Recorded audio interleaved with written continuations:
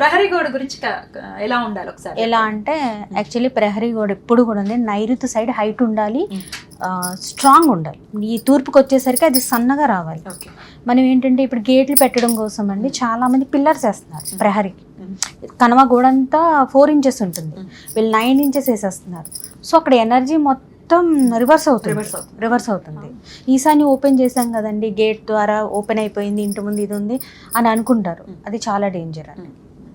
Okay, so నైరుతిలో చాలా బరువు ఉంచుకునే, బరువు క్లోజ్ గా ఉండాలి. ఈస్ట్ సైడ్ మాత్రం కొంచెం లైట్ అండి. అసలు మీరు ఏది బరువు పెట్టకుండా చక్కగా గాలి వెలుతురు వచ్చేలాగా ప్రశాంతంగా అక్కడ ఎంతసేపు ఏంటంటే సన్ ఎనర్జీని మనం అట్రాక్ట్ చేసుకుంటూ ఈస్ట్ మధ్య నుంచి అండి మనకి ఉత్తరం మధ్య ఈశాన్యం కనెక్ట్ అయ్యే దగ్గర కూడా మంచిగా ఓపెన్ స్పేస్ పెట్టుకున్నారనుకోండి, ఎనర్జీస్ బాగుంటాయి, హెల్త్ బాగుంటుంది, వెల్త్ బాగుంటుంది, అన్నీ బాగుంటాయి.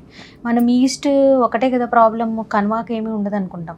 మీకు ఆటోమేటిక్గా ఈస్ట్ తగ్గింది అనుకోండి, నైరుతి, ఈశాన్యం, ఉత్తరం ఇవన్నీ పెరిగినట్టే కదా, అప్పుడు అన్నిటి మీద పడుతుంది.